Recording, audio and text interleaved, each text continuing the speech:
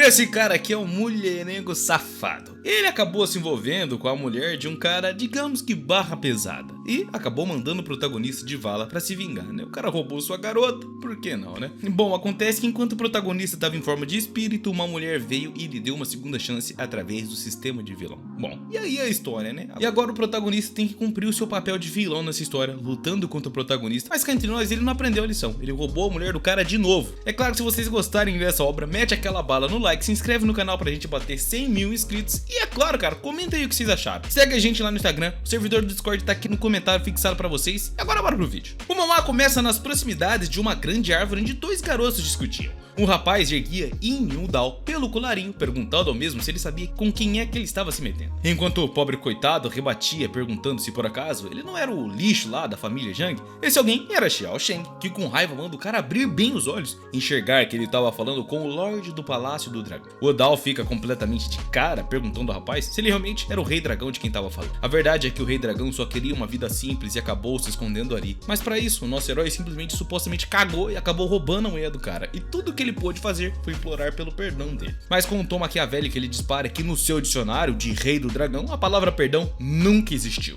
Sem pestanejar, ele quebra o pescoço do coitado do nosso prota, que fica ali sem vida, enquanto o Rei Dragão sai andando com deboche. Protagonista, por que você foi cornetar o cara mais poderoso de todos, cara? Tu é burro! Logo o prota virou um espectro e de cima do céu apenas ficou olhando o rapaz se afastar, se perguntando se realmente só tinha matado ele por causa disso. Nesse momento, um som de sapatinhos foram à vida ali perto e isso chama a atenção do prota. Ele se vira entusiasmado e totalmente estonteado com tamanha beleza que ele não estava esperando. Era uma linda garota rodeada por uma fumaça enquanto lia uma mensagem dizendo que o seu sistema alertou que uma pessoa ruim acabou batendo as botas e que talvez fosse aquele malandro ali no chão. Usando o sistema, ela transfere o sistema de arquivilão divino para o corpo já sem vida ao chão. E o espectro, vendo isso, não sabe nem como reagir, só fica chocado ali. Até que, como um estrondo e um raio, ele é chupado para dentro do corpo que jazia ao chão. Rapidamente ele abre os seus olhos com uma energia absurda rolando em volta. E enquanto isso, já na casa da sogra do Rei Dragão, bom, a ex-sogra, né? A mesma estava expulsando o pobre rapaz, que não é tão coitado assim, tá? Mas o mesmo rebatia dizendo que aquela era sua mulher, Hongxue, e que ele iria resolver esse problema por conta própria e que nunca precisou e nem vai precisar da ajuda de ninguém. Mas a sogra simplesmente aponta o dedo na cara do cara, dizendo que ele não conseguia resolver nada, além de só torrar todo o dinheiro da família, já que a sua família estava devendo pelo menos 10 bilhões de yuans. E na maldade ainda completou dizendo que se a sua filha escolhesse esse pé rapado, era cega demais e burra. Enquanto isso, o protagonista despertou, cara, e se perguntou se ele realmente estava vivo agora. Tocando a sua face em completo desespero, ele começa a se perguntar se por alguma acaso ele tinha morrido ou renasceu pela sorte do destino. Rapidamente ele se deu conta de que só tinha voltado meia hora no tempo antes de morrer pelas mãos do Rei Dragão. Do nada apareceu um sistema alertando sobre uma nova missão e isso deixou o garoto completamente confuso. Claro que tudo pode piorar e ele observou um contador de tempo onde dizia que só lhe restava 30 minutos de vida. Hongxue, nesse momento, ao ver o seu garoto todo bobo, pergunta mesmo o que estava acontecendo com ele, por que ele estava daquele jeito. Se aproximando, a futura esposa do Rei Dragão, ou agora a ex-futura esposa, coloca as mãos na testa do protagonista, perguntando por que ele estava suando tanto. Mas o Rei Dragão não conseguia aceitar tudo calado e ficou mais furioso ao ver aquela cena. Bom, não é por nada não, mas ela que traiu você, o prota só foi talarico, né? Mas ela que estava compromissada. Enfim. O protagonista tira as mãos da garota de perto de si, pedindo pra mesma se afastar. Na verdade, ele não queria fazer isso, né? Mas ele também não queria morrer tão cedo, porque ele sabia o desfecho dessa história. Mas logo a sogra do Rei do Dragão abraça o protagonista também e pede ao mesmo para que ele não ficasse zangado, já que aquele nojento não valia nem um pouco a sua raiva. Mano, elas querem mesmo é matar o prota. A velha senhora então diz que o protagonista ajudou a família Zhang investindo 10 bilhões e que eles deviam. E que agora sua filha decidiu se casar com alguém melhor que aquele Rei do Dragão. É claro que isso serviu para deixar o protagonista ainda mais lascado e assustado, se perguntando se ninguém estava preocupado com a vida dele para ficar falando essas coisas. O Rei Dragão rebate dizendo que os 10 bilhões foi ele quem arranjou e que a empresa envolvida era completamente dele, então ninguém tinha que dar de dedo nisso. Mas a sua esposa grita ordenando que o mesmo calasse a porcaria da boca enquanto dá um tapa na fuça dele, perguntando se o mesmo achava digno de ter esse sobrenome Xiao. O protagonista fica completamente em choque enquanto a garota fala pro seu ex-namorado agora que ele não deve ficar se gabando pelas coisas dos outros, pois só deixaria ela mais envergonhada de ter estado com ele algum dia. Ela diz que a família Zhang não coleciona lixo inúteis e que estava expulsando ele da família, enquanto o protagonista refletia que agora sim ele estava lascado. Com um sorriso maquiavélico, o Rei Dragão apenas diz que ela vai se arrepender muito de ter feito uma coisa dessas com ele. O prota estava completamente em choque, refletindo que tinha que resolver isso antes que fosse tarde demais. Quando a sogra e a esposa esposa do protagonista viu que ele tava meio desesperado no rosto dele, né? Fala pra ele não bater no Rei Dragão, pois ele já tava indo embora e a garota nem gostava mais dele, então não tinha por que gastar o seu tempo. Mas a verdade é que o Prota só não queria morrer mesmo e tava com muito medo. Com um sorriso maquiavélico demais, o Rei Dragão dispara ao Prota para não ser imprudente, pois ele ainda é o Rei Dragão e esta é uma batalha que o Prota acaba de perder. O Palácio do Rei Dragão é uma organização secreta número 1 no mundo do crime, com grande poder e grande status. E é claro, fortes conexões também. Enquanto isso, nosso herói, ou vilão, só estava preocupado porque ele teve uma segunda chance e não queria morrer de novo. Colocando as mãos em sua cabeça em completo desespero e em refletir que não podia aceitar isso. E o Rei do Dragão, nesse instante, diz que não poupará o protagonista e que se o mesmo quiser implorar por perdão, até pode, mas isso não vai evitar que ele morra. Talvez assim ele recebesse uma morte mais tranquila e digna. Com um olhar sereno e sério, o nosso protagonista dispara que ele realmente não quer e nunca pensou em implorar por misericórdia. Ao qual o Rei do Dragão diz que a família do Prota pode ser forte na cidade, mas perante ao Palácio do Dragão não eram absolutamente nada. Mas pegando seu telefone nas mãos, o protagonista dispara ao charlatão que poderia destruí-lo com apenas uma única ligação. O Rei Dragão apenas rebate dizendo que o Prota é muito arrogante e que quer saber quem é que realmente pode bater de frente com ele. 15 minutos depois de tudo isso, uma linda garota entrou na sala gritando para que os policiais atrás dela capturassem todos, sem tirar nenhum. Essa era a capitã do time de operações especiais e o seu nome é Luma. A verdade é que quem ligou para ela foi o nosso protagonista, que mostra o celular com a completa cara de sacana. Os policiais imediatamente socorrem o ambiente e prendem os 3 vândalos que estavam ali, e de frente com Xiao Shen, ela dispara mesmo que ele está sendo preso e que ele é o líder de uma facção e estava na lista internacional há muito tempo. Ela algema o rapaz dizendo que era melhor que ele confessasse todos os seus crimes e pecados do que simplesmente ele forçasse o mesmo a fazer isso, já que não seria uma coisa tão boa. Shen fica ainda mais furioso com o Prota dizendo que ele havia trapaceado, mas o nosso Prota ainda consegue zombar disso com um sorriso no rosto, dizendo que na verdade ele é o vilão e tem que agir assim. Lu Man dá um pontapé no cara dizendo para ele obedecer logo, já que não tá nem aí se ele é rei de alguma coisa, pra quem ele é, pois agora ele está sob sua custódia e não provocaria e nem faria mais mal a ninguém. Lu Man agradece ao Prota dizendo que graças a ele conseguiram capturar o Rei Dragão, que era procurado internacionalmente, e que o Prota ainda receberia uma recompensa muito grande de 500 mil pilinhas por bandido sem nenhuma taxa. Sem taxa não, aí o taxado chora, hein? Com um sorriso simpático, nosso Prota rebate dizendo que é uma honra trabalhar com eles e que é mutuamente benéfico para ambos os lados. Em seguida, o sistema parabeniza Ain, deixando o mesmo se perguntando se ele ganharia um ponto de vaidade celestial toda vez que ele completasse uma missão como fez agora. O sistema recuperou o dedo dourado do Rei do Dragão e com isso perguntou se o Prota queria copiar ou roubar, mas o garoto não sabia usar isso aí, e se perguntava se era tipo ganhar algo após derrotar chefões em jogos enquanto tomava uma certa decisão. Agora com fúria, o Prota se lembra que o Rei do Dragão havia dito que não havia perdão no vocabulário dele, por isso decide não demonstrar perdão também e rouba a habilidade do rapaz. Enquanto isso, o bandidão caía de joelho sendo completamente humilhado pela polícia. Com os braços na cintura, a garota ainda continua gritando com ele e ordenando ao mesmo que não brincasse, já que ela havia avisado. Enquanto o rapaz ao chão começa a dizer que sente as suas forças indo embora. Estou sentindo as minhas forças indo embora. Era assim mesmo que ele tá fazendo, tá? É sério. O protagonista abraça sua nova namorada, dizendo que aquilo foi muito bom e que é tudo graças a ela. Enquanto a garota diz que mesmo ele sendo o famoso Rei do Dragão, não foi capaz de lutar contra o maléfico e astuto Odal. Rapidamente, In recebe a sua recompensa e a sua sogra fica de cara e surpresa também, ao perceber que o garoto havia recebido 30 bilhões de uma forma tão rápida e fácil assim. Então a sogra diz que agora que o Rei Dragão está na cadeia, o investimento que ele fez não valeria mais e pede ajuda ao Prota, que rebate dizendo que tudo dependeria da atitude da filha dela, que reflete que desde que o Rei Dragão foi para lá, apesar de não serem marido e mulher de verdade, ele nunca havia tratado ela mal, mas era apenas um mentiroso e nem revelou sua identidade para ela. Nesse momento, se ela quisesse salvar a sua família, realmente precisaria ceder às vontades do Prota. Porém, ele era completamente arrogante e dominador, e ela se pergunta se a sua vida seria ruim para sempre assim por querer salvar a sua família. Com um sorriso, a amada garota dispara ao protagonista para que por favor salvasse a sua família, enquanto o protagonista diz a mesma que ela pode salvar a sua família, mas ela sabe o que precisaria fazer. Porém, nesse instante, acima da cabeça da garota, o Prota percebe o nível de favorabilidade menos 100 que ela estava com repulsa do Prota. Uma missão aparece dizendo ao protagonista que ele deveria ganhar o coração da linda garota, e ele fica completamente assustado, pois precisava chegar nos 90, mas ele estava no menos 100 e isso era praticamente impossível no momento. Enquanto isso, a garota estava tentando beijar o protagonista lutando contra o seu cérebro,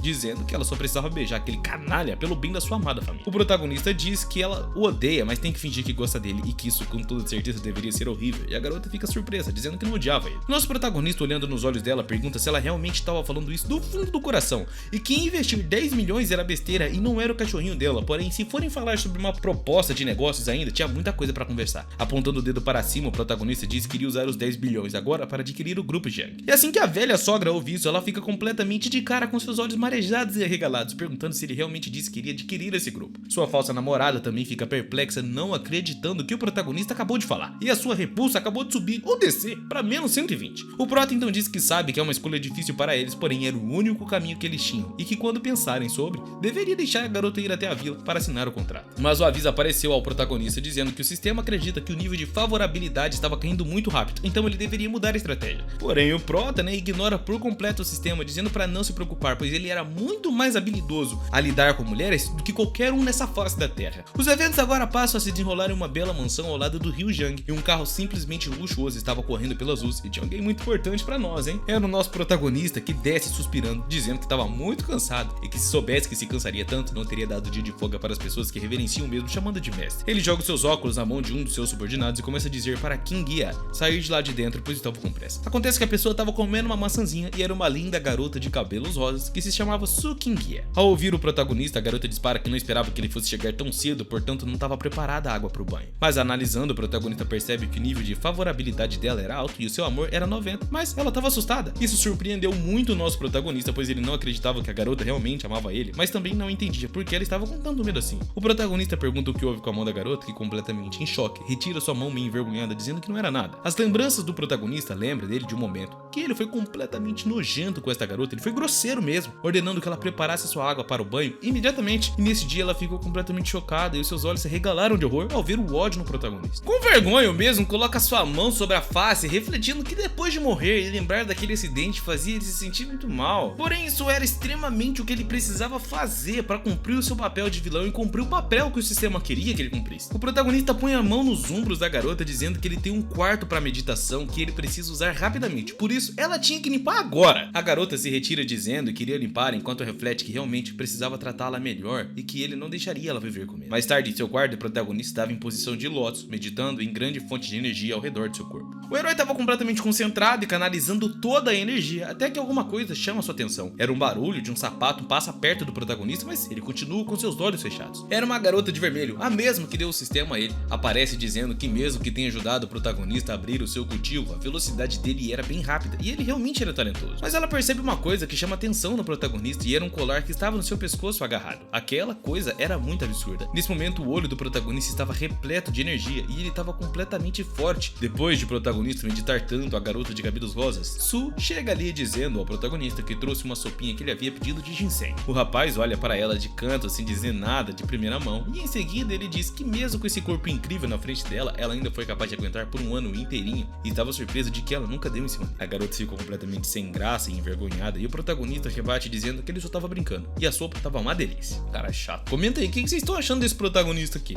A garota pede para o protagonista para que ele deixasse a garota que ele trouxe na noite passada ir embora, pois ouviu dizer que ela tem um irmão que é soldado e que talvez viesse pegar o protagonista de jeito. Surpreso, o nosso herói rebate perguntando o que a garota estava falando e que na verdade ele precisava mesmo agora era de um banho. A garota assustada reflete que tudo que ela queria era que o protagonista não cometesse outro crime agora. O nosso prota sai do banho refletindo sobre a garota que a sua serva estava falando e por que é que ele não se lembrava de nada a respeito de algo assim. Mas nesse momento uma coisa chama a atenção do prota, deixando ele completamente de cara, e ao se olhar no espelho ele não conseguia acreditar no que estava vendo ali diante dos seus olhos. Ele tentou encarar o que era, mas ainda assim não conseguia decifrar, sabe? E de dentro do box, atrás da cortina, ele viu uma silhueta, e isso chamou a atenção dele mais ainda. Ao conferir, o protagonista se deu conta de que na verdade era uma garota que estava ali, deitada, depois de um belo banho. O prota percebeu que aquele era a garota de quem King Gia estava falando. Ele se lembrou de que no dia anterior estava no clube com um amigo, um dos 4 jovens mestres de John Seed. Enquanto bebiam e discutiam sobre uma garota que tinham visto, e o prota acreditou que à primeira vista a garota até parecia uma novata inocente que não pertencia àquele lugar. Seu amigo riu perguntando se ele gostava desse tipo, até se oferecendo para arrumá-la para ele. O prota ficou incrédulo sem imaginar que seu amigo realmente enviaria alguém para ele. O prota se achava descuidado com seus amigos e não conseguia entender por quais pecados estava sendo punido. Ele tentava descobrir como a palavra perigo se relacionava com a garota que estava ali, e de repente as fotos na frente do prota apareceram de novo. Uma delas dizia que uma abordagem sistemática do orgulho do céu foi detectada e uma nova tarefa foi emitida pelo sistema: sobreviver. Parecia simples, mas ao mesmo tempo era uma coisa estranha. O prota gritou que isso era o fim e correu até o monitor de seu quarto, onde viu uma tela, alguém que estava invadindo o território de Pitchfork. Um jovem de olhos roxos vestindo a camiseta e calça de moletom. Movia-se de uma forma tão rápida em direção à entrada, derrubando todos os guardas no caminho. O prota ficou surpreso ao ver as habilidades de luta daquele rapaz, que rapidamente derrubou todos os seus guardas, deixando eles inconscientes ao seu redor. O cara olhou para a câmera diretamente diretamente nos olhos de Yin, revelando uma agressão avassaladora, e o Prota sentiu que aquilo não era um bom presságio não. O jovem já estava dentro da casa, gritando para que o Prota saísse. Era o soldado Rei Lin Feng. Yan, implacável, saiu do quarto com o roupão, perguntando firmemente quem teve a coragem de invadir a sua casa. O rapaz respondeu que seu nome era Lin Feng e que estava ali para encontrar a sua irmã, Lin Yuru. Ele ameaçou o protagonista, dizendo que se ele tocasse em um fio de cabelo dela que fosse, a sua morte seria dolorosa e lenta. O Prota sorriu arrogantemente e perguntou quem que era aquele cara peludo que ousava gritar com ele. Em resposta, o homem de cabelo roxo avançou em direção ao Prota, dizendo que não precisava saber o seu nome. O Prota decidiu que aquele não seria um mau momento para experimentar o verdadeiro Kai dos 9 dragões e, reunindo sua força, ele estendeu o punho para encontrar o do rapaz. Um enorme flash de luz iluminou a sala enquanto os punhos se colidiam. O Prota sentiu um poder incrível, percebendo que se ele fosse o velho Yan, teria sido derrubado com um só golpe, mas aguentou a pancada. O jovem agarrou o protagonista pela garganta e levantou outra mão para golpeá-lo novamente. E o Prota estava surpreso com a resistência de Lin Feng, mas sabia que ele não escaparia da punição por tocar em sua irmã. As garotas Su Qingyan e Lin Yuru já estavam vestidas com vestido e saíram da sala. Lin gritou para o irmão parar e ela tentou explicar que ele havia entendido mal o protagonista. Lin Feng parou a mão por alguns centímetros do rosto do Prota, virou-se para sua irmã e perguntou o que era tudo aquilo que estava rolando. A garota, irritada, afastou a mão dele e se sentou no sofá, enquanto os dois homens ficaram parados, observando um ao outro. Lin Yuru começou a contar que os bandidos haviam zombado dela na noite anterior,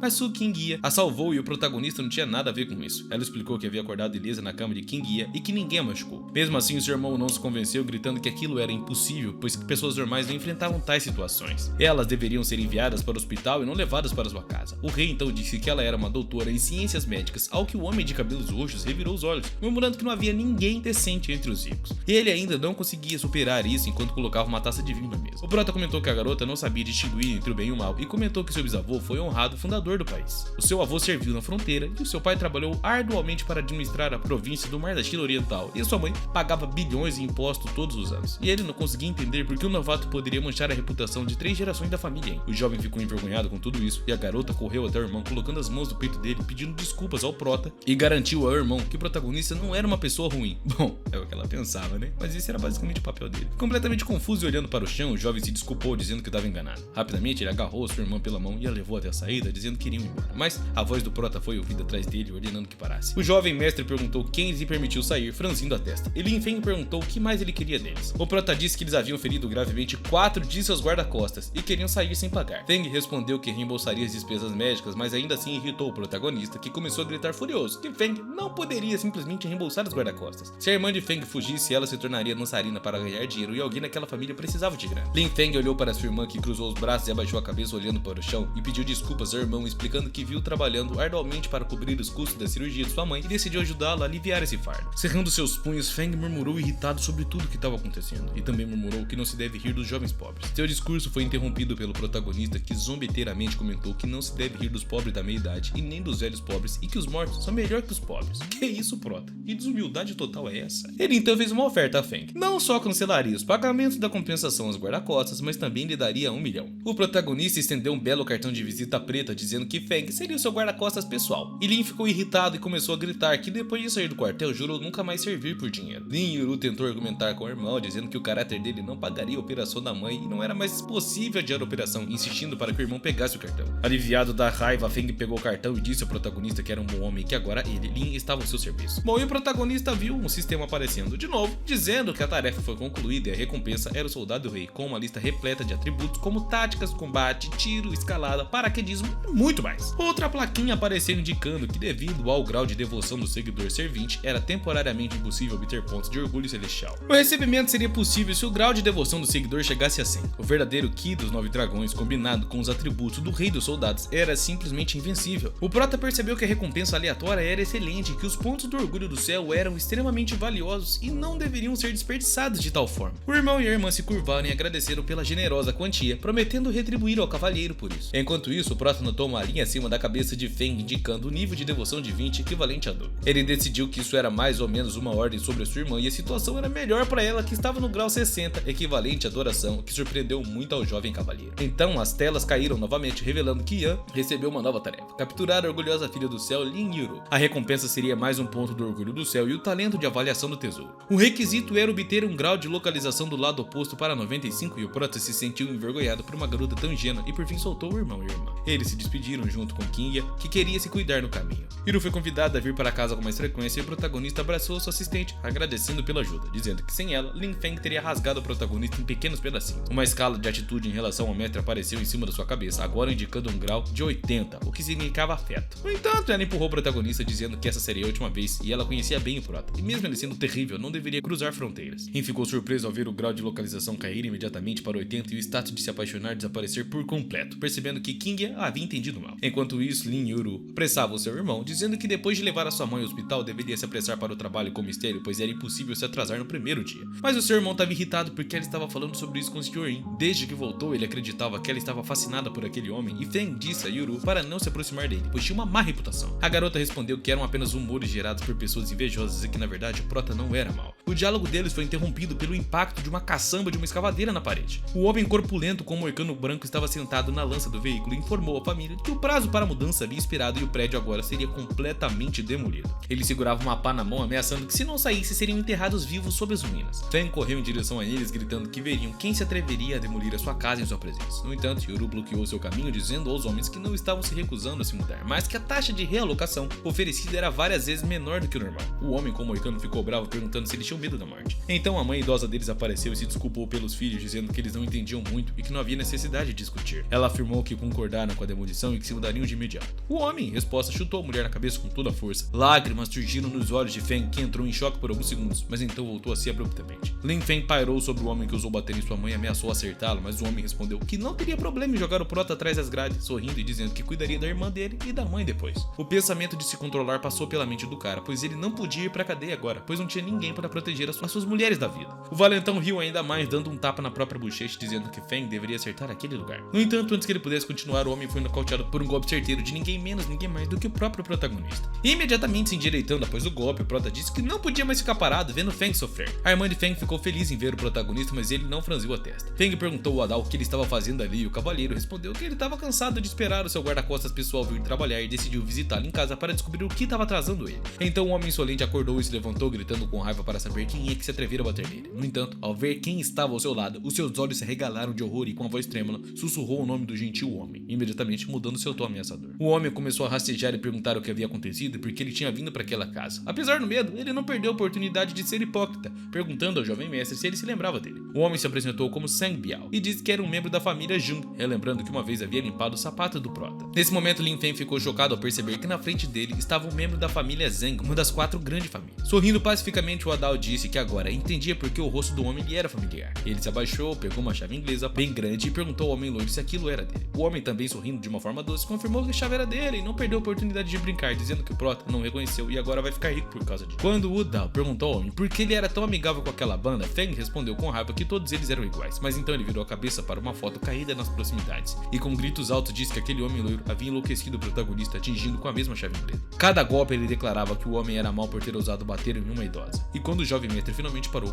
ouviu o homem loiro ofegante dizendo que com suas ações o prota estava declarando guerra à família Zeng. E mesmo sabendo dos status dele, o prota apenas riu, enxugando as mãos, dizendo que não estava nem aí pra isso. Essas palavras e ações penetraram profundamente na alma do irmão e da irmã, e ambos perceberam que o prota era muito justo, dado seu orgulho e sua liberdade. Uma escala da localização apareceu acima de suas cabeças, indicando que a favorabilidade de Yuru subiu para 70, significando admiração, e a lealdade de Feng subiu para 50. O prota estava feliz pelo seu plano ter funcionado, afinal a melhor maneira de subornar uma pessoa é se transformar na frente dela em uma pessoa imponente e poderosa. De repente, o fluxo de seus pensamentos foi interrompido por um homem sangrando, dizendo que se fosse a decisão do jovem mestre, ele não teria escolha a não ser procurar a ajuda da família Zeng. Ficou horrorizada com essas palavras, entendendo que isso traria muitos problemas ao Sr. Yin, e todos ouviram o barulho dos pneus e os carros chegaram. O jovem bonito, com longos cabelos ruivos e vestido com um terno formal, saiu de um dos carros, tirou os óculos e disse ao prota que o jovem mestre havia interferido nos assuntos da família Zeng sem motivo, afirmando que ele não tinha o direito de fazer isso e estava sujando as mãos. Esse cara não era outro senão Jung Fei, o filho ilegítimo da família Jung. O prota apenas sorriu com a declaração e perguntou zombeteiramente por que o filho ilegítimo da família foi enviado para resolver os problemas. Continuando a zombar, ele perguntou se realmente não havia ninguém da família para resolver os problemas, exceto aquele nojento. Com essas palavras, Jung Fei enlouqueceu e correu estendendo as mãos para ele, gritando que ninguém ousava zombar dele. O prota apenas ficou surpreso com o comportamento, questionando se o jovem não tinha medo de trazer problemas para a família Zeng com as suas ações. O Odal se esquivou do ataque do cara, surpreendendo ele que queria atacar, e cerrou o punho, começando a construir a trajetória do golpe, mas então seu caminho foi bloqueado por Feng, que gritou que não deixaria Liu Feng tocar em seu chefe. Isso divertiu o cara, que perguntou a Lin se ele queria começar uma briga. Seus punhos se encontraram e o filho ilegítimo foi jogado longe pela força exalada por Feng. No momento, Lin percebeu que apesar de tudo, Jiu Fei ainda não estava derrotado. Jiu Fei era incrivelmente forte e ninguém esperava encontrar mestres habilidosos na família Zeng. Mas o furioso oponente não tinha tempo de admirar seu adversário e, sabendo que não venceria pela força, decidiu usar a sua destreza e começou a se mover de uma forma muito rápida. Lin Feng ficou surpreso ao ver a técnica do fantasma sendo usada e não conseguia distinguir o corpo real do cara. O soldado fechou os olhos e se concentrou, ouvindo o oponente empurrar ao chão. Esse foi o erro de Fei, que acreditou que conseguiria diferir um golpe no peito do adversário. No entanto, a concentração de Feng o manteve focado e ele conseguiu chutar o pescoço de Liu, afastando ele bastante. O duelo foi observado pelo prota, que notou que o soldado e o filho ilegítimo lutavam em igualdade de condições. Ele deduziu que Liu Fei desempenhava um papel importante em sua família e um novo sinal apareceu na frente dele, indicando que o novo escolhido havia sido descoberto. Liu Fei tinha o título de Azura, com uma conquista de primeiro lugar na lista de assassinos. Uma nova tarefa surgiu para o protagonista: eliminar aquele cara. A recompensa seria um ponto de orgulho do céu e 36 espadas voadoras de lótus cristalino. O prota percebeu que Liu Fei, como assassino, poderia usar uma técnica fantasma em combinação com a espada voadora, mas duvidava que pudesse parar as 36 espadas voadoras. De repente, Odal sentiu algo atrás de si e se virou lentamente. Viu pelo canto do olho que Yuru estava parado observando ansiosamente o duelo. Atrás dela, Biao, recuperando-se um pouco, pegou a chave inglesa novamente e percebeu que Liu Fei estava apenas distraindo Lin Feng para fazê-lo baixar a guarda. O prota, agradecido por seus sentidos aguçados após a transformação, percebeu que a garota seria atingida e viu nisso uma oportunidade de parecer ainda mais nobre. Balançando a chave em direção à garota, Biao gritou que todos haviam se condenado à morte por desobedecerem à família dele. Avisando a garota para tomar cuidado, o prota agarrou pelos ombros e a virou, cobrindo-a com as costas e recebendo o golpe por ela. Lágrimas brotaram dos olhos de Yuru, encantada pelo protagonista ter se colocado em perigo por sua culpa. Ouvindo o choro da irmã, Feng se virou e perguntou se ela estava bem, mas o seu oponente ficou bravo por ele estar distraído durante a luta e o incitou a atacar. O prota, respondendo que estava tudo bem, disse que agora era a vez dele de lutar. Tirou a jaqueta e deu para a garota, ainda em choque. Agarrando um pedaço de pau, Bao gritou para Yin erradicar o jovem mestre, já que Liu Fei estava em batalha. Sem escolha, o homem se envolveu em batalha com o protagonista, mas com um único golpe, o Odal silenciou brutamente. Não muito longe deles, Yuru admirava a força do jovem mestre e o prota já estava chutando, e apesar da habilidade não ser o suficiente, o seu poder de combate estava crescendo exponencialmente. A garota, notando que tinha um momento livre, perguntou ao prota se ele estava bem, se estava machucado, e dando um sorriso mais encantador do que nunca, o prota disse a ele que a senhorita Lin não precisava se preocupar, agradecendo pela preocupação e dizendo que ele estava bem. Yuru sorriu e pediu para o prota chamá-la pelo primeiro nome, desculpando-se por ela e seu irmão terem causado tantos problemas para ele. Então surgiu uma ideia em protagonista: como um herói que salva uma donzela, ele deveria se machucar um pouco, e era a estratégia perfeita, já que não havia palavras eloquentes o suficiente para melhorar a situação. O prota disse à garota para não se desculpar, ressaltando que se fosse qualquer outra família sofrendo hoje, ele não teria ignorado. Ele não permitiria que ninguém zombasse dos fracos e afirmou que a família Zeng era como um vampiro sugando o sangue da cidade. E nesse momento seu discurso foi interrompido pelo grito da mãe da família pedindo para ele parar de brigar. Na escala da atitude da garota para com o protagonista, a favorabilidade aumentou para 80, o que significava amor. Ela olhava com os olhos brilhantes e cheio de amor para o protagonista, pensando em como ele era lindo. Yuru não conseguia acreditar que existiam homens tão perfeitos e ficou completamente preso em seus pensamentos, esquecendo do duelo, irmão. Mas o prota estava atento à luta e notou que ambos os rivais estavam resistindo bem, mas naquele momento e naquele ritmo ambos sofreriam muito. De repente o barulho de pneus foi ouvido novamente e um carro estrangeiro chegou ao local. Um homem loiro e bonito saiu de dentro do carro vestindo terno formal e sem jaqueta, e gritou para Liu Fei parar, dizendo que eles eram dele e pediu para não se exercitar. Depois de um tempo, o protagonista e esse homem loiro estavam sentados à mesa. Atrás do jovem mestre estava Yuru e atrás do loiro, Liu Fei. Esse loiro era o mesmo amigo que o protagonista estava bebendo recentemente na boate. Sorrindo, o cara perguntou se aquela era a garota que tinham visto na boate, ao que Uya pediu para ele se concentrar no assunto. Renji rindo disse que havia ouvido falar sobre o que aconteceu e pessoas de status inferior não sabiam sobre o relacionamento do protagonista com a família Lin e foi realmente imprudente. Ele colocou um cheque na mesa dizendo que havia 10 milhões ali, metade para mudança e metade para como compensação. Perguntou se eles concordavam com isso, puxando um sorriso doce no rosto, e o protagonista se virou para Yuru e disse que nas circunstâncias em que seu irmão nem a sua mãe poderiam dizer nada, a escolha era dela. A garota ficou surpresa e perguntou se realmente tinha uma escolha, e sorrindo o protagonista disse que ela poderia aceitar ou rejeitar a oferta. A menina perguntou a Renji se eles reembolsariam as perdas apenas para a família Lin ou para todos os moradores da cidade velha. O loiro respondeu indignado que apenas ela seria reembolsada, pois se indenizassem a todos custaria centenas de milhões e seria uma perca enorme. Ao ver isso, a garota simplesmente recusou a oferta e o loiro começou a ferver de raiva, ameaçando a garota, gritando que se ela quisesse mais, deveria definir o seu preço. Indignada, a garota disse que não estava falando sobre dinheiro. A discussão foi interrompida pelo prota, que após acender um cigarro disse que não conseguiam chegar a um acordo e de repente pulou e derrubou a mesa, gritando que os rapazes deveriam sair dali. O loiro ficou muito chateado sem acreditar que o seu amigo havia mudado de lado por causa de uma mulher, e com um sorriso, o Odal confirmou suas palavras, enfurecindo Renji, que gritou para não culpar culpá-lo pelo que estava prestes a fazer e apontando o dedo para a garota. O homem loiro então revelou que o encontro deles com Min não foi um acidente. Ele disse que o jovem mestre estava de olho nela e pediu para Renji enviá-la para a cama de Udao. Tanto a garota quanto o prota ficaram em choque e Yuru ficou surpreso com a verdade revelada, e o prota não esperava que Renji ousasse expor o plano. Após o discurso inflamado, os irmãos saíram completamente sem expressão e sem emoções. Yuru, ainda abalada, perguntou ao prota se era verdade que o loiro havia dito com lágrimas aos olhos. Ela repetiu a pergunta apertando a mão no peito do protagonista e olhando esperançosa para o jovem cavaleiro através de lágrimas. O prota presumiu que ela iria dar um tapa nele novamente, mas achou que se não esquivasse poderia fazê-la se apaixonar por ele em 10 segundos. Era uma boa tática, portanto, o prota respondeu honestamente, como esperado. A garota deu um tapão na cara dele, chamando ele de sem vergonha. No entanto, o prota percebeu que o tempo havia passado e as coisas estavam mudando. Seu plano precisava ser concluído, e ele olhou para a garota com seus olhos mais amorosos e arrependidos e, gentilmente, disse que ela era rápida como um alarme e incomparável como um cisne. Continuou sua eloquência mencionando que, desde o dia em que a viu, a sua alma nunca mais voltou para o seu corpo, e disse que se não tivesse entrado naquela boate e não tivesse a conhecido, ele teria ido dormir tranquilo e não se envolveria na mudança por causa da demolição, muito menos sofreria os ferimentos que recebeu e não teria que brigar com seu melhor amigo de mais de 10 anos. A garota ouvia tudo com admiração de boca aberta e o protagonista continuou, virando as costas para a garota e colocando a mão no coração. Ele disse que se amar alguém fosse considerado desvergonhado, ele então deveria ser completamente desavergonhado. Nesse momento sentiu o toque da mão da garota em seu braço, que pegou a mão dele gentilmente e o abraçou. O grau da sua localização subiu para 90, crescendo em amor. A garota começou a se desculpar enquanto o prota sorria triunfantemente, pois o seu plano tinha funcionado. O momento foi interrompido por Lin Feng, que perguntou se a família Jun tinha saído. E confusa, Yuru fugiu do local, dizendo que tinha várias coisas para fazer na escola e precisava ir primeiro. Feng estava insatisfeito com o fato da sua irmã ser tratada como um bully de chá e não entendia por que o prota perguntou se Yuru ainda estava na escola. Feng explicou que ela estava se formando em avaliação de relíquias culturais na John City University e atualmente deveria estar ocupada em um estágio. O jovem mestre decidiu mudar de assunto, perguntando se a mãe de Feng estava bem acomodada. O cara inclinou levemente a cabeça e agradeceu o chefe pela ajuda, e o prota perguntou ao seu guarda-costas o que ele achava que aconteceu naquele dia. Lin Feng respondeu que algo parecia errado, pois tudo era muito suspeito. O prota concordou, dizendo que Liu Fei é muito calculista e que cada movimento no duelo foi bem pensado. No entanto, ele não entendia por que Liu Fei atacou de forma tão imprudente. Lin Feng concordou, notando que Liu Fei era calculista e que o ataque parecia uma provocação para acusar Yan de atacar a família Zheng.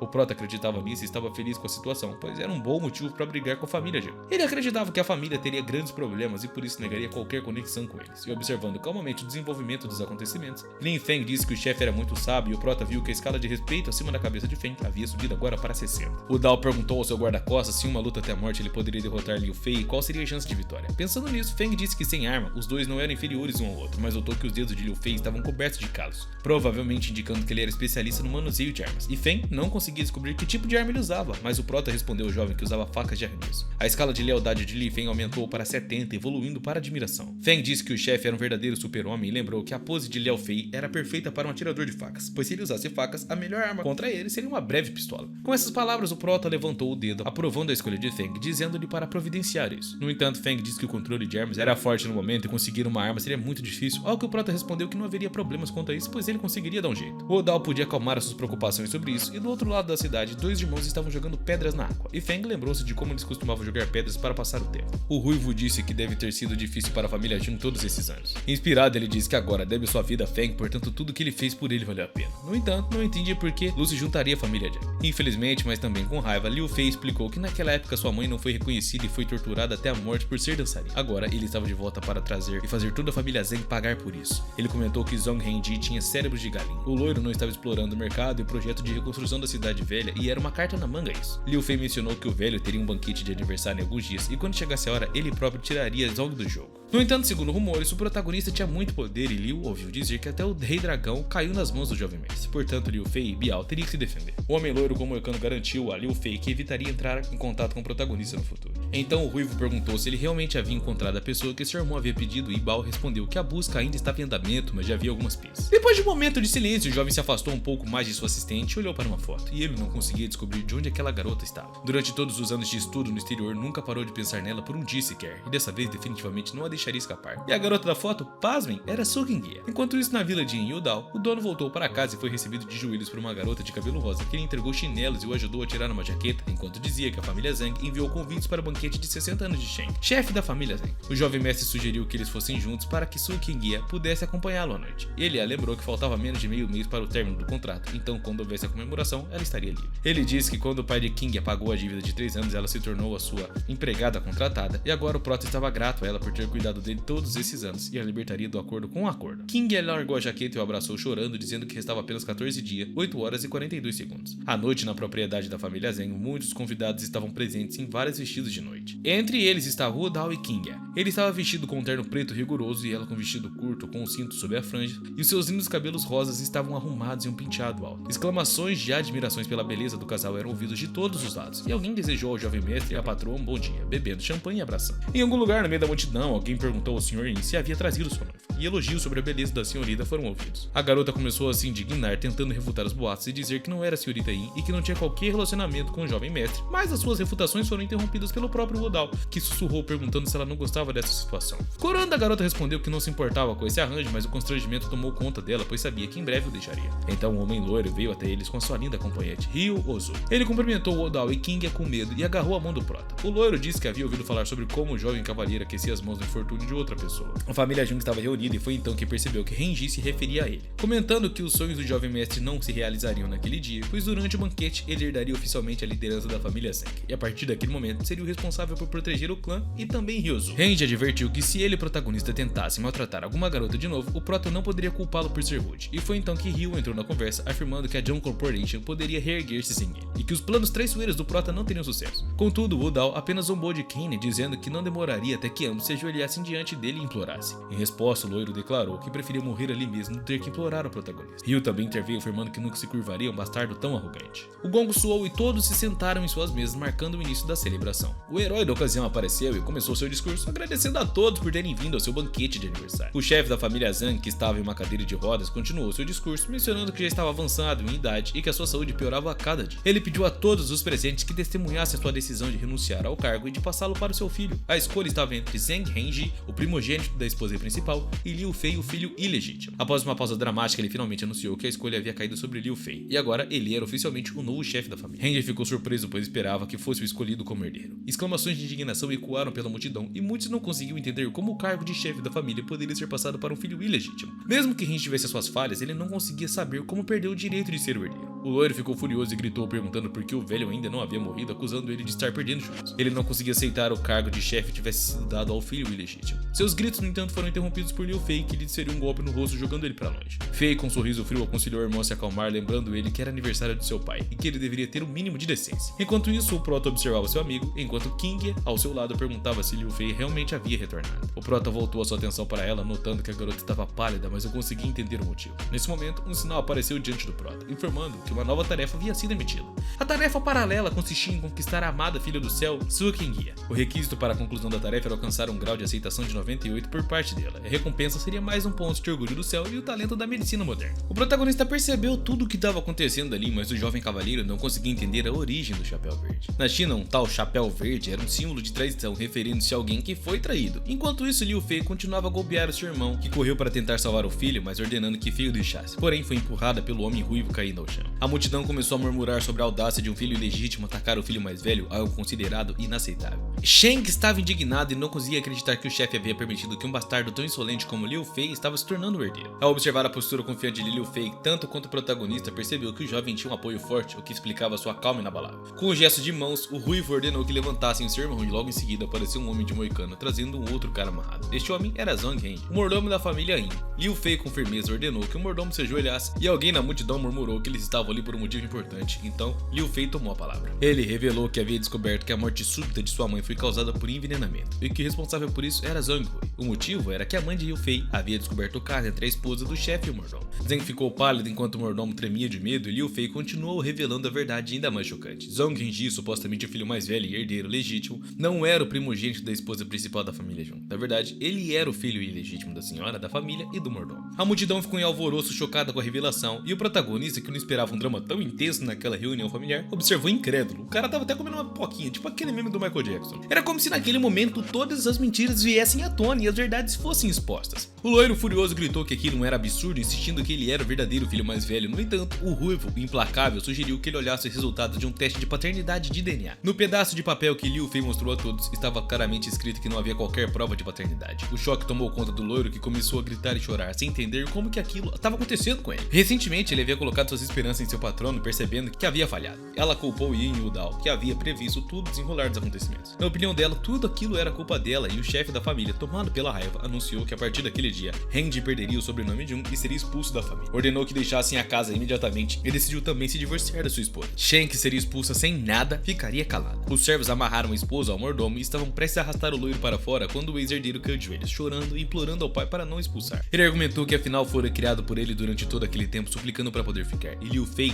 surgindo atrás do pai, ofereceu-se para ajudar o ex-irmão a deixar a casa. Desesperada, Renji começou a pedir ajuda aos convidados, esperando que alguém interviesse, mas ouviu apenas que ninguém interferiria nos assuntos da família. E após alguns até fizeram piada, dizendo que nem mesmo Deus poderia ajudá-la agora. Ah, rapaziada, aí vocês erraram a mão, né? Entre os seus olhos se cruzaram quando o protagonista, que olhou com total indiferença, afirmando que a má sorte havia finalmente alcançado. Sentindo-se completamente desamparado, o loiro se jogou aos pés do jovem cavalheiro, implorando por ajuda e gritando que apenas o protagonista poderia salvá-lo naquele momento. Sorrindo, Yin lembrou que minutos atrás Renji havia dito que jamais pediria sua ajuda, mesmo se sua vida tivesse em risco. Mas o ex-herdeiro, agora desesperado, não desistiu. Ele se curvou ainda mais, rastejando de joelhos ao pé do protagonista, chorando e admitindo que estava errado, e prometeu que nunca mais ousaria ir contra ele. Em seu total desespero, o loiro chegou a oferecer o projeto de reconstrução da cidade velha caso o jovem senhor o salvasse. O prota, nesse momento, aproveitou a oportunidade para também solicitar o controle do hospital central de John City. Passando por Randy, que havia caído ao chão, alguém comentou que o jovem senhor era um vilão, mas apenas o Odal parecia não se importar com as críticas, concentrando-se apenas em seu objetivo. O prota se lembrou da sua vítima com um tom definitivo. Ele disse que esta era sua única forma de escapar daquela situação, e o loiro, sem opções, viu-se obrigado a concordar, aceitando os termos do seu salvador com a resignação de um poeta diante de sua sina. Agora era a vez de Yan Yudao entrar na cena e desempenhar o seu papel. Ele se aproximou de Liu Fei, aplaudindo ele sarcasticamente, comentando que o espetáculo tinha sido magnífico. O ruivo respondeu afirmando que eles não eram inimigos e que ele e o protagonista deveriam manter distância de toda aquela confusão. Yin no momento rebateu dizendo que a família Yin e Zen eram amigas de longa data e que ele não poderia simplesmente cruzar os braços diante de um problema tão grave envolvendo a família. As palavras do jovem mestre exaspesaram ainda mais o ar tenso que pairava sobre a reunião. O ruivo irritado pediu ao protagonista que reconsiderasse suas palavras, lembrando ele de que todos os adultos são responsáveis por suas ações e palavras. O prota, concordando superficialmente, retirou de sua bolsa um laudo de especialista, levantando bem alto para que todos pudessem ver, declarando que o exame havia sido apresentado era falso. Mas Liu Fei, mantendo a calma, afirmou que o teste foi realizado no laboratório da Universidade Zeng, o mais confiável da cidade, e pediu ao prota que parasse de falar asneiras. E sorrindo, o prota sugeriu que se fosse assim, eles poderiam verificar a veracidade do exame ali mesmo. No meio dos convidados, o protagonista avistou o reitor da Universidade Zeng e se dirigiu ao rei. Com um tom sério, perguntou se o reitor poderia confirmar a autenticidade do laudo, e o homem, vestido formalmente, parecia confuso, sem entender por que o prota estava se intrometendo naquele assunto. Com um sorriso doce, o prota colocou a mão sobre o ombro do reitor e comentou casualmente que o filho do reitor, Dong Fei, trabalhava para a família Yin na sua corporação. O reitor, ao ouvir isso, ficou tenso, apertando a folha do exame sem compreender completamente as intenções do prota, começou a suar frio. O prota, ainda sorrindo, assegurou que cuidaria de tudo. Percebendo o recado, o reitor limpou a garganta, levantou o laudo acima de sua cabeça e anunciou em voz alta, para todos, que era de fato uma farsa. Ele esclarecia que o instituto nunca havia emitido tal exame e um burburinho se espalhou pela multidão. As pessoas começaram a cochichar sobre a revelação sem entender completamente o que estava rolando. Mesmo assim, Liu Fei não se deu por vencido e afirmando que, embora o exame tivesse sido refutado, o método usado para isso foi através de uma ameaça ao reitor. Além disso, disse que o mordomo já havia confessado tudo, insinuando que o exame não era a única prova. Com tranquilidade, Liu Fei rasgou o papel do laudo e perguntou à multidão o que exatamente Zhang Hui havia dito. Ninguém parecia ter ouvido nada incriminador, e Yan Yudao também disse que não ia se lembrar de nada similar. Nesse momento, o homem de moicano que estava ao lado deu um tapa nas costas do velho mordomo e ordenou que ele repetisse o que havia dito na noite anterior. O pobre mordomo começou a chorar, implorando para não ser agredido e prometeu contar tudo. Ele começou a narrar como conheceu Shen há 20 anos. Ele foi rapidamente interrompido pelo prota, que ordenou que ele se calasse. O prota então lembrou a todos que a tia Sue, a primeira filha da família Shen em Yangshua, ocupava uma posição honrosa e jamais se rebaixaria a ter um caso com um simples mordomo. O prota ainda destacou que a família Zeng sempre tinha servido fielmente à família, que o mordomo, por ser tão leal, jamais caluniaria sua senhora, trazendo problemas ao jovem mestre. Ele enfatizou que, apesar das feridas físicas, a reputação de um homem perdura e que este era o verdadeiro ato de um homem de honra, preservar o nome da família e manter a lealdade. Diante destas palavras, o mordomo compreendeu que, ao se sacrificar, poderia salvar a sua esposa e filho, e essa compreensão deu-lhe coragem e ele rapidamente mudou de atitude, levantando-se com ousadia. Gritou que Liu Fei havia forçado a incriminar a senhora e o jovem mestre, e que ele jamais teria se aproximado tanto da anfitriã como haviam sugerido. Ele reafirmou que não tinha qualquer envolvimento com o jovem mestre porque sempre foi extremamente leal à família. O ruivo enfurecido gritou que na noite anterior, aquele mesmo mordomo havia dito algo completamente diferente. Diante da acusação de traição, Rui, desesperado, gritou que preferia morrer a ser incriminado injustamente. Em um ato de desespero, ele correu em direção a uma coluna próxima e com um impacto violento quebrou a cabeça, caindo ao chão enquanto começava a se espalhar. Bom, vocês sabem o que. O prota rapidamente usou toda aquela situação a seu favor, transformando aquela cena ali em uma prova de sua inocência e destruindo assim a armadilha mortal que Liu Fei havia preparado ao longo de tantos anos. Esse ato de engenhosidade era digno de alguém que havia derrotado o temido Rei Dragão. Yin Udao então se dirigiu ao antigo chefe da família Zeng, concedendo-lhe o direito de decidir o destino do herdeiro legítimo e sobre as acusações contra a anfitriã.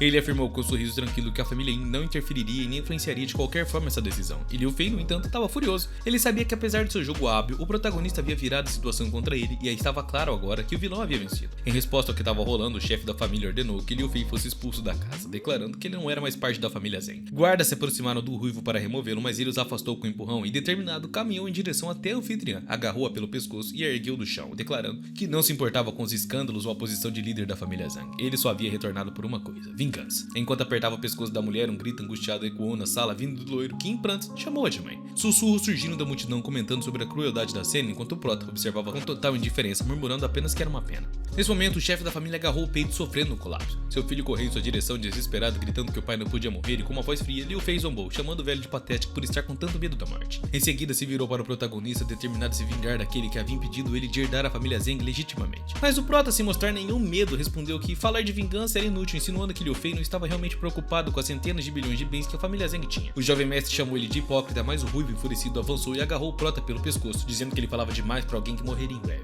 Ele estava prestes a usar a sua força para enviar o Prota para o outro mundo quando foi interrompido por Su Qingye e gritou que não permitiria que Liu Fei matasse o Prota. Surpreso, ele parou e perguntou se a garota à sua frente era realmente quem ele pensava. E antes que pudesse obter uma resposta, o homem loiro com o moicano interrompeu a cena, anunciando que o serviço especial do escudo vermelho havia chegado à propriedade. Feng resmungou sobre a rapidez com que haviam chegado e correu pela janela, preparando-se para fugir. Antes de sair, ele gritou que encontraria o Prota novamente, e Su Qingye observou tristemente a fuga dos homens, e o Prota, percebendo seu olhar, concluiu que sua tristeza não era por ele, mas pelo que acabara de acontecer. Enquanto isso, o recém-integrado Renji, armado com uma faca, correu atrás de Fei, gritando que ele não deveria usar fugir e que faria ele em pedaços. Mas o Prota, com sarcasmo, comentou que Liu já havia escapado. Desesperado, o loiro caiu de joelhos e começou a chorar, lamentando a morte de toda sua família e seu estado de órfão. O Prota, elevando-se sobre ele com tom frio, disse que não era hora de lamentações, pois com a morte súbita do chefe, a família Zeng não poderia permanecer sem liderança. O jovem mestre prometeu ajudar no funeral, mas disse que, em troca, Renji deveria assumir a gestão da família Zeng de maneira adequada. Animado com as palavras de apoio, Renji correu para abraçar o Prota, agradecendo por ser o melhor amigo do mundo. Mas essa demonstração de afeto não agradou ao Prota, que afastou rapidamente, recuperando sua expressão fria. Ele lembrou a Renji que eles eram amigos desde a infância e por isso não abandonaria o destino. Sorrindo, o loiro declarou que o Prota realmente era um bom irmão, mas o jovem agarrou o novo chefe da família pelo peito e com firmeza ordenou que ele não esquecesse de reescrever o projeto de reconstrução da cidade velha o mais rápido possível. O Prota deu um leve tapa no ombro do homem pálido e repetiu que ele não deveria se esquecer de se levantar. Renji recobrou a sua companheira e se aproximou dela, dizendo à jovem senhorita Zeng que, como ela havia testemunhado tudo o que aconteceu, deveria compreender a situação. Ele explicou que não podia arriscar ofender o protagonista por causa dela, então o acordo que tinham antes da celebração agora estava cancelado. Tristemente, ele sugeriu que deveria procurar uma outra pessoa. Com a cabeça baixa, a jovem respondeu calmamente que entendia e, em seguida, o loiro se inclinou e murmurou no ouvido dela que deveria ouvir o conselho do jovem gentil da cidade Zeng, pois ninguém conseguiria resistir ao protagonista. Ele sempre conseguia tudo o que queria e parecia que os seus desejos a incluíam. Com os olhos cheios de lágrimas, a garota se dirigiu ao Prota, acusando com raiva de verter a verdade, fazendo tudo o que quisesse quando bem entendesse. E ela se surpreendia com o fato da consciência do Prota não atormentar por isso. Ele, com raiva, perguntou se realmente era ele quem estava distorcendo os fatos e, em seguida, levantando a voz, apontou que não havia cegos presentes e mencionou que Zeng Liansheng, o antigo chefe,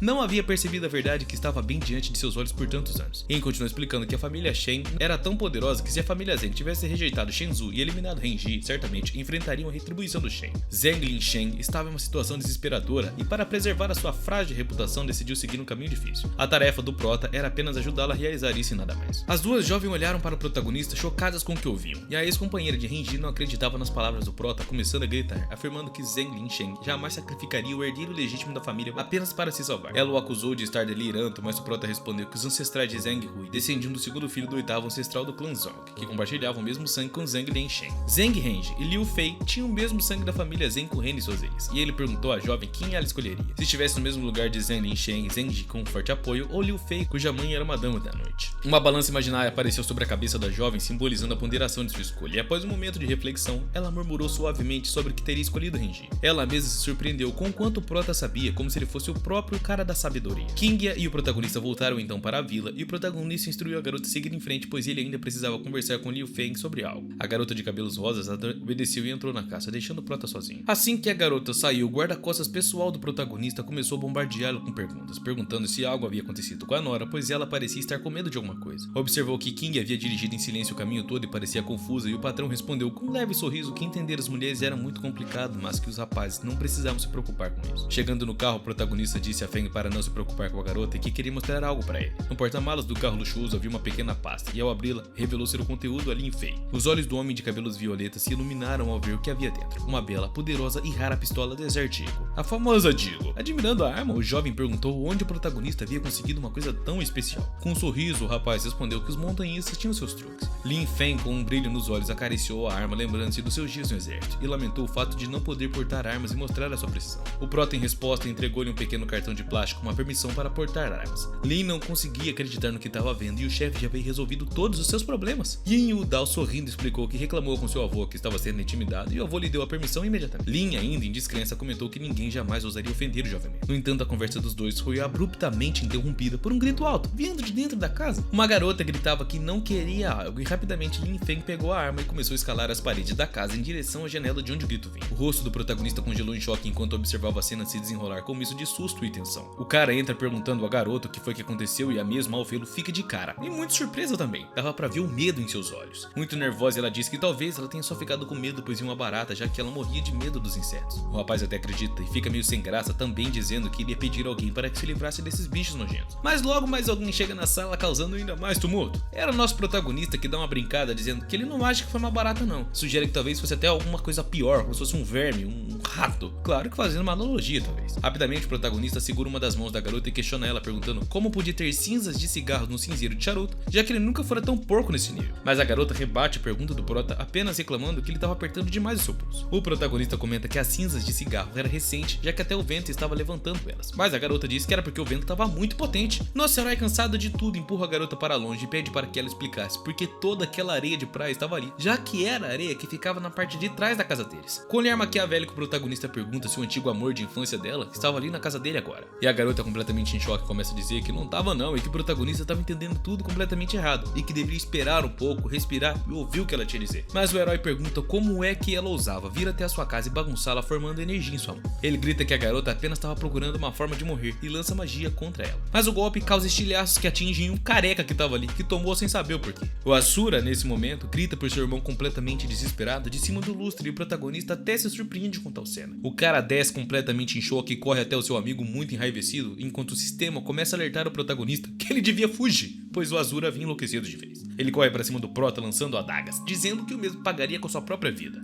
Mas o protagonista rebate dizendo que a fúria do Filho dos Céus não era nada demais, e que na última noite ele avançou para o segundo nível de QI dos 9 dragões. E fazendo o escudo com essa energia, o protagonista diz que usaria toda a proteção astral de seu corpo para receber as 36 adagas voadoras do cara. O que faz com que o mesmo grita que o protagonista é um bom lutador, então faria ele ter um gostinho da sua técnica especial. E com uma energia vermelha escura ele lança o protagonista contra a parede, fazendo com que ele sofresse um dano muito forte. Se levantando, nosso herói rebate que esse cara realmente ainda possuía a aura de um protagonista, o que dificultaria um pouco as coisas, mas ele estava destinado a não decidir de forma alguma. Ele dispara o protagonista com muita raiva, que estava surpreso que o mesmo ainda tenha conseguido fazê-lo usar os seus melhores movimentos, porém ele matou o seu irmão e até tomou a sua garota. E com ódio ele grita ao protagonista que o mesmo merecia morrer essa noite e definitivamente não passaria de hoje.